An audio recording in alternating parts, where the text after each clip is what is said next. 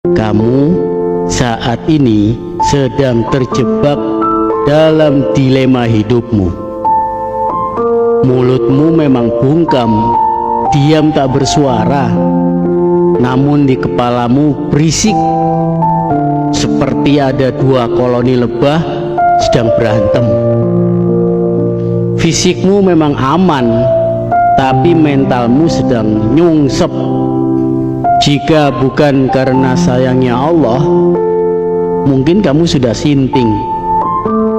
Dalam senyum pahit menahan tangismu, kamu hanya bisa bilang, ya udahlah, mau gimana lagi. Dunia menuntutmu untuk berdamai dengan keadaan, sedangkan keadaan membunuhmu secara perlahan-lahan. Dalam lelahmu, hatimu berbisik, ya Allah, jangan hukum aku dengan kehilangan lagi, sebab sudah banyak yang hilang dalam hidupku. Jika kamu sanggup menumpahkan air mata dalam kesendirianmu, dan kamu tak ingin seorang pun mengetahuinya, sesungguhnya kamu adalah orang yang tangguh, kamu adalah orang yang kuat. Tak sembarangan manusia diberikan kesanggupan sepertimu. Kalau dalam dunia persilatan, kamu tergolong pendekar sakti mandraguna. Dalam tangis sunyimu itu, semestinya kamu bilang begini ke Allah, ya Allah, atur saja bagaimana baiknya, namun kuatkan aku dalam proses apapun, dan tanamkan keikhlasan dalam hatiku jika keinginanku tak sejalan dengan rencanamu. Tanamkan juga dalam dirimu, kalau sekedar dihargai atau tidak, semestinya itu bukan hal yang penting bagimu. Yang penting kamu sudah berusaha maksimal semampumu, sekuatmu, dan tujuanmu adalah lillahi ta'ala. Selebihnya kamu tak perlu peduli. Apapun komentar orang gak ngaruh, gak ngefek pada kehidupanmu. Palingan juga mereka sirik, ngiri. Padahal daripada ngiri, kan mendingan nganan. Jika yang ada di depan membuatmu ngeri, yang ada di belakang membuatmu terluka, maka lihatlah ke atas. Allah tak pernah gagal dalam menolong hambanya. Bahkan Allah gembira. Kalau Allah gembira, kamu bukan diberikan kesenangan-kesenangan, tapi justru diberikan ujian agar kamu lebih mendekat padanya. Intinya, kamu harus punya karakter tahan banting. Jangan sampai kalah sama tikus. Iya, tikus. Tikus-tikus itu pernah diuji coba oleh Dr. Kurt Richter dari Harvard University. Tikus-tikus itu diletakkan di dalam kolam untuk menguji seberapa lama mereka bisa bertahan di air. Rata-rata karena kelelahan mereka akan tenggelam setelah 15 menit. Tapi disinilah keajaiban terjadi.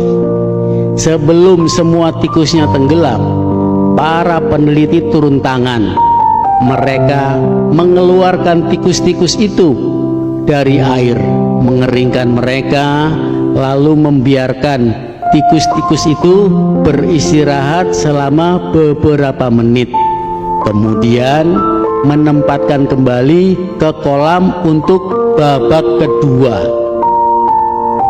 Kira-kira menurutmu para tikus itu bisa tahan berapa lama? Tikus-tikus yang sudah diambang kelelahan bertahan pada upaya kedua mereka.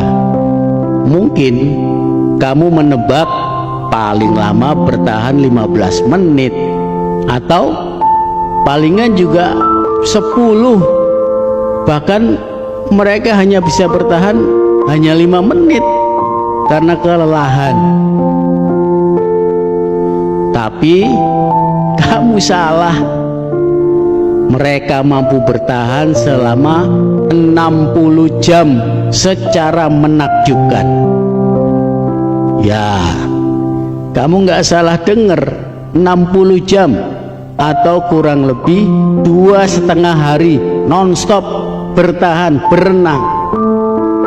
Makhluk kecil itu memaksa tubuh mereka jauh melampaui batas yang mereka rasakan, karena mereka yakin pada akhirnya mereka akan diselamatkan.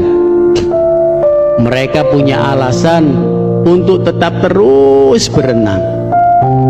Jika alasan yang kuat sanggup membuat tikus yang kelelahan untuk berenang selama 60 jam, apa alasan yang kuat bagi dirimu untuk berjuang? Kenapa kamu ada di dunia ini? Apa alasanmu? Ingatlah pada saat-saat terberat dalam hidupmu yang penuh derita dan air mata. Mungkin kamu sudah ingin menyerah, tenggelam dalam keputusasaan. Maka jika begitu, ingatlah kisah tikus yang menginspirasi itu. Yakinkan pada dirimu, pada mimpimu, dan kemampuanmu untuk mengatasi berbagai rintangan. Tak peduli seberapa lelahmu, tetaplah berjuang, jangan menyerah. Tekad dan keyakinan dirimu dapat membawamu pada kebaikan lebih jauh lagi, bahkan lebih jauh dari yang pernah kamu bayangkan. Semoga Allah Subhanahu wa Ta'ala membersamaimu, menguatkan hati dan mentalmu hingga masuk ke dalam surganya.